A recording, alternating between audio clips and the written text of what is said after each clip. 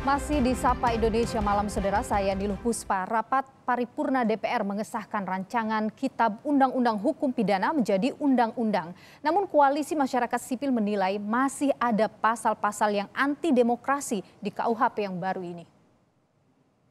Jadi saya meminta supaya saya nanti akan mengajukan ke MK ini pasal ini. Saya sebagai wakil rakyat, saya nggak penting sudah diputuskan di sana, nggak penting. Baik, kalau begitu. Sebentar, kasih saya waktu dulu. Catatan sudah kita terima. Karena fraksi PKS sudah sepakat dengan catatan. Saya wakil rakyat. Catatannya sudah kita terima. Catatannya sudah kita terima. 3 menit hak saya. Tapi disepakati oleh fraksi 3 menit PKS. hak saya bicara. Jangan kamu jadi diktator di sini. Ini Anda. Saya akan ajukan ke MK. Ini Anda minta mencabut usul yang sudah disetujui oleh fraksi. Saya kasih waktu oleh ngomong. Karena itu saya sudah Saya cukup. minta 3 menit aja. Anda memberikan catatan yang dari fraksi. Jangan Pak Supri jadi diktator di sini. Saya hanya minta 3 menit. Saya kasih waktu. Kalau hari ini saya tidak kasih waktu, saya keluar dari sini. Silakan. Debat panas antara anggota DPR dari fraksi PKS Iksan Kolbalubis dan Wakil Ketua DPR Sufmi Dasko Ahmad terjadi sesaat sebelum rapat paripurna DPR mengesahkan RKUHP menjadi undang-undang. Tidak lama kemudian, Iksan berdiri dari mejanya dan berjalan ke belakang menuju pintu keluar ruang rapat paripurna DPR. DPR pun akhirnya menyetujui rancangan Kitab Undang-Undang Hukum Pidana RKUHP menjadi undang-undang. Selanjutnya kami akan menanyakan kepada setiap fraksi apakah rancangan undang-undang tentang kitab hukum yang kedua, dengarin dulu. Pidana dapat disetujui untuk kamu jangan jadi diktator ya. Ya. Menteri Hukum dan HAM Yasona Lawli mengatakan pengesahan ini menjadi momen bersejarah karena selama 104 tahun Indonesia menggunakan KUHP buatan Belanda. Yasona menegaskan dengan pengesahan RKUHP menjadi undang-undang ini, pemerintah tidak bermaksud membungkam kritik masyarakat.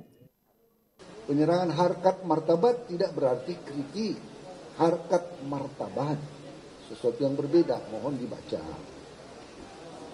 Dan ketentuan-ketentuan lain yang menjadi perhatian tentang lembaga negara sudah dibuat catatannya, dibuat penjelasannya.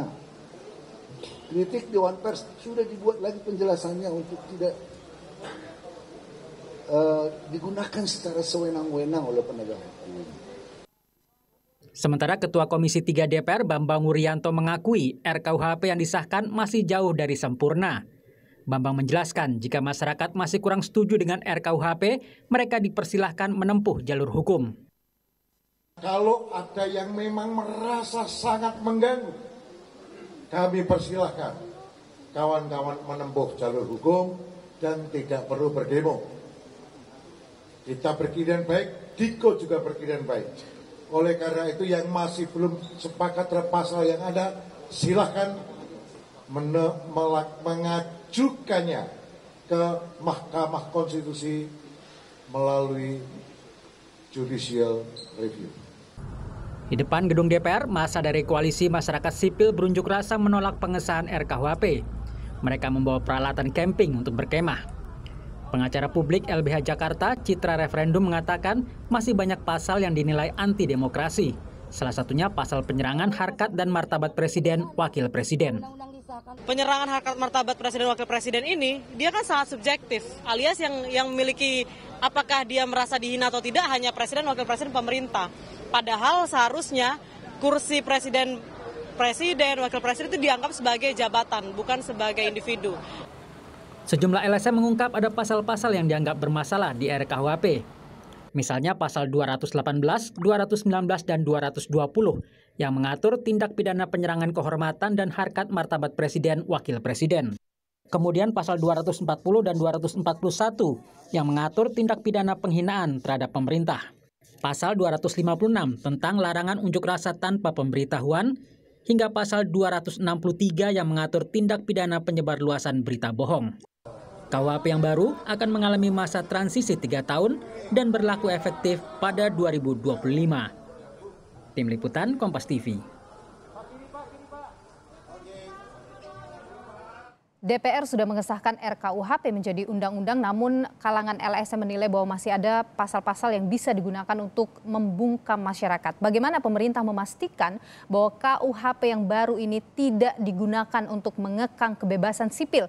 Kita tanyakan hal ini, sudah bersama dengan kami melalui sambungan Zoom ada Wakil Menteri Hukum dan HAM Edward Omar Sharif Hyarie. Selamat petang Pak Edi.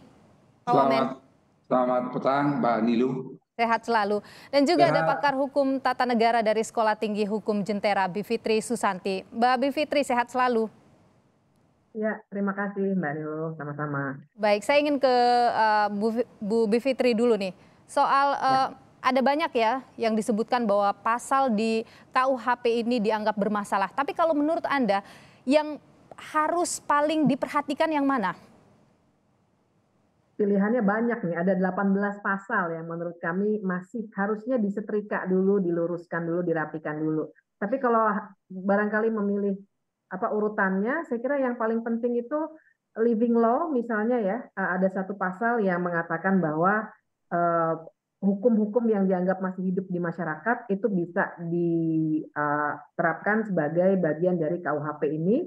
Kemudian juga tadi pasal yang sudah disebutkan oleh kawan dari LBH Jakarta soal penghinaan atau penyerangan terhadap martabat presiden dan wakil presiden dan lembaga-lembaga negara. Paling tidak dua itu, tapi sebenarnya banyak sekali karena kita juga bicara soal penodaan agama, kemudian kita berbicara soal yang paling penting juga sih ada Mbak Niluh, ini soal penyebarluasan ideologi Marxisme-Leninisme dan ideologi lain yang bertentangan dengan Pancasila.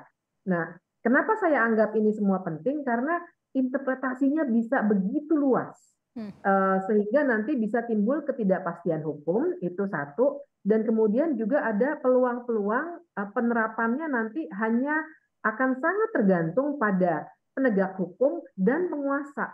Karena nanti pada akhirnya ketika KUHP ini nanti akan diterapkan, pastinya akan harus ada penafsiran dari penegak hukum. Dan sekarang kita semua tahu penegakan hukum juga sangat-sangat berkelindan ya dengan kepentingan-kepentingan penguasa. Dan kita harus ingat KUHP ini tidak hanya soal pemerintahan yang sekarang, tapi sebenarnya kan selama-lamanya. Artinya kita sangat bergantung pada iklim kekuasaan yang sedang berlangsung. Nah, 3 hal itu paling tidak yang bisa kita lihat dari 18 yang sebenarnya masih kita bisa bedah. Jadi karena sangat subjektif, jadi potensi akan membahayakan masyarakat besar, begitu, Mbak ya? Iya, ya. Jadi kalau boleh saya tambahkan sedikit, jadi memang ada beberapa hal-hal teknis yang terkait dengan misalnya pasal mengenai penghinaan presiden tadi kan sebenarnya delik aduan ya, yang artinya tidak bisa semua orang, sembarangan orang melapor kemudian ditindaklanjuti.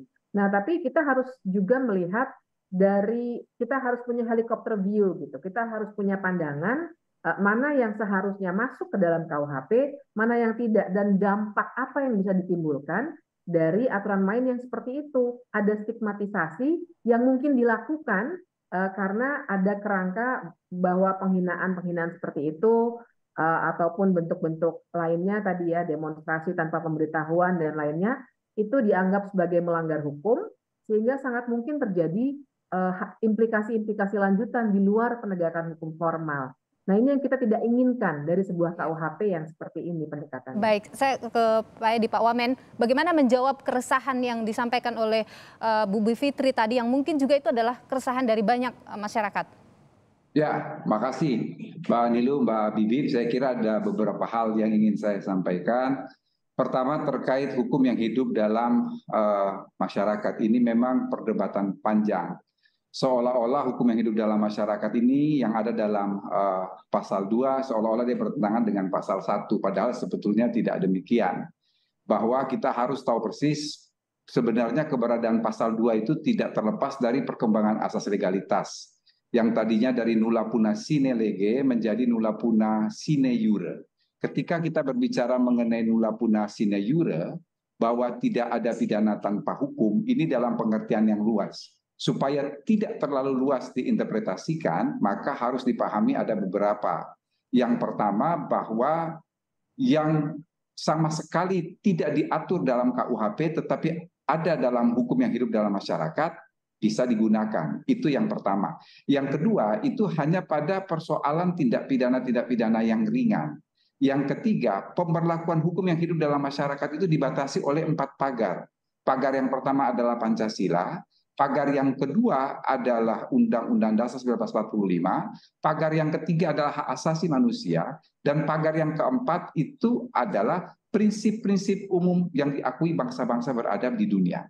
Kemudian masih dijelaskan dalam penjelasan bahwa pedoman untuk peraturan daerah yang akan menghidupkan bukan menghidupkan tetapi kemudian akan memberlakukan hukum yang hidup dalam masyarakat itu diatur dalam peraturan pemerintah. Ini untuk mencegah jangan sampai kemudian dengan adanya pasal 2 ini lalu berlomba-lomba membuat perda yang berkaitan dengan hukum yang hidup dalam masyarakat. Padahal sebenarnya yang dimaksudkan oleh pembentuk undang-undang tidak demikian. Itu yang pertama.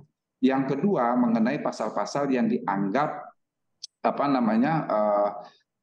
membatasi kebebasan berdemokrasi. Ini tadinya ada 4 pasal. Jadi ada pasal menyerang harkat martabat presiden dan wakil presiden, ada pasal mengenai penghinaan terhadap pemerintah, ada pasal mengenai penghinaan terhadap kekuasaan umum, ada juga pasal yang penghinaan terhadap jabatan. Ini di cut 2. Jadi yang kita drop adalah pasal penghinaan terhadap kekuasaan umum di drop, kemudian pasal yang menghina jabatan juga kami drop. Supaya ada standar yang sama antara pasal yang menyerang harkat martabat presiden dan juga pasal tentang penghinaan terhadap pemerintah dan lembaga negara, maka kita membatasi itu dengan penjelasan. Penjelasannya sama persis ya, bahwa yang pertama bahwa menyerang harkat dan martabat presiden di sini adalah menghina. Menghina di dalam hukum pidana itu hanya ada 2. Yang satu adalah menista dan yang satu adalah memfitnah. Kemudian dijelaskan di dalam penjelasan kedua pasal tersebut, pasal 18 sampai 22, kemudian pasal 240 sampai 240, saya tidak salah. Intinya di situ kita mengatakan bahwa tidak dapat dipidana apabila ini dalam rangka kepentingan umum atau untuk membela diri. Kepentingan umum itu dijelaskan lagi bahwa tidak termasuk yang dapat dipidana adalah kritik yang diberikan kepada kebijakan pemerintah yang diwujudkan dalam unjuk rasa. Jadi itu kita artinya memang unjuk rasa dibolehkan dan mengkritik itu boleh. Bahkan ini kita ambil kalimat di dalam Undang-Undang Pers dalam pasal 6. Di dalam Undang-Undang Pers itu dikatakan bahwa kritik di dalam negara demokrasi itu sangat dibutuhkan sebagai wujud kontrasosial, sebagai wujud kontroversial terhadap kebijakan pemerintah. Jadi kita masuk ke dalam penjelasan untuk menghadapi jangan sampai terjadi multitafsir. Saya kira ada catatan menarik tadi yang disampaikan oleh Mbak Bibip, dan ini juga tadi merupakan satu catatan dari fraksi Demokrat yang dibacakan oleh Pak Santoso, bahwa yang amat sangat dipentingkan itu adalah bagaimana implementasinya. Dan saya kira waktu 3 tahun ini cukup untuk kita betul-betul melakukan sosialisasi kepada aparat penegak hukum supaya memiliki standar, frekuensi, dan parameter yang sama untuk menerapkan pasal tersebut, dan itu bisa terlihat jelas apa maksud pembentuk undang-undang dalam Memori Van Toelichting.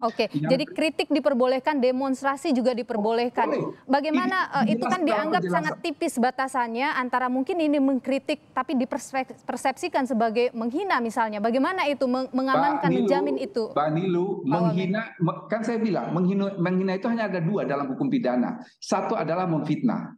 Saya kira memfitnah itu kan ajaran agama apapun di muka bumi ini melarang memfitnah. Yang kedua yang dimaksudkan dengan menista itu adalah menyamakan seseorang dengan, mohon maaf, kebun binatang dan lain sebagainya. Kemudian itu dijelaskan juga tadi sudah disinggung oleh Mbak Bibip juga, ini betul-betul adalah delik aduan. Delik aduan itu hanya bisa hanya bisa diproses apabila aduan dari presiden atau wakil presiden dan pimpinan lembaga negara. Jadi itu yang dianggap sebagai oleh pemerintah tetap ada kebebasan kepada masyarakat begitu ya. Bu Fitri, gimana ketika jaminan itu disebutkan tadi? Ya, saya kira kita berbicara implementasi itu akan sangat jauh berbeda ya. Saya mau kasih contoh misalnya. Soal living law tadi, kenyataannya adalah misalnya ada riset yang sudah dikeluarkan oleh Komnas Perempuan bahwa lebih dari 400 peraturan daerah itu sangat diskriminatif terhadap perempuan. Nah, kalau kita kontraskan, pertanyaannya adalah apakah sebenarnya pemerintah pusat sekarang ini nih, sebelum RKUHP ini sudah disetujui tadi siang, itu apakah pemerintah pusat bisa sebenarnya melakukan kontrol? Sebelum 2017 sebenarnya bisa, tapi toh perda seperti itu terus keluar. Nah, jadi yang ingin saya katakan adalah kita bisa punya angan-angan bahwa begitu sederhananya penerapan dari RKUHP ini nanti akan dilakukan, terutama karena perumusnya adalah memang para ahli. Tapi kenyataannya pelaksananya nanti bukan para ahli yang sekarang merumuskan. Nah, pelaksanaannya, implementasinya Pak Wamen gimana? Singkat saja. Ya, benar. Tadi saya kira ini menjadi catatan penting ya. Bahwa yang pertama saya ingin mengatakan betul sebelum 2017 perda itu bisa dikontrol.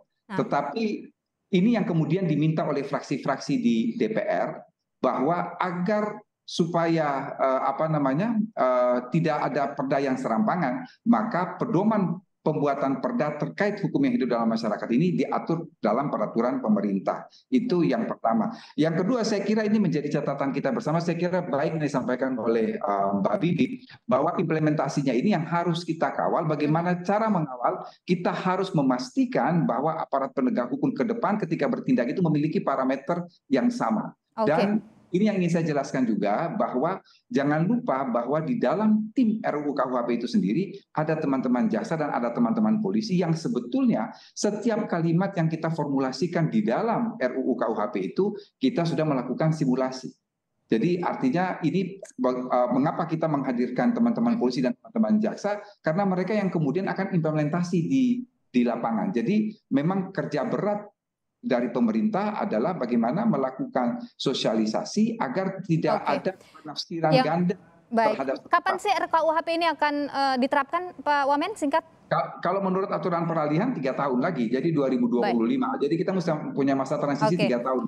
Baik. Dan tentunya kita harap nanti ini bisa diimplementasikan dengan baik. Pengawasan dilakukan oleh masyarakat nanti tidak dipersepsikan menghina ataupun mengacaukan atau apa dikatakan ya, mengancam di Indonesia. Mudah-mudahan nanti seperti itu ya. Pak Wamenkumham, Pak Edi, terima kasih, dan juga Mbak Bivitri, terima kasih sudah berbagi informasi di Sapa Indonesia Malam. Sehat selalu.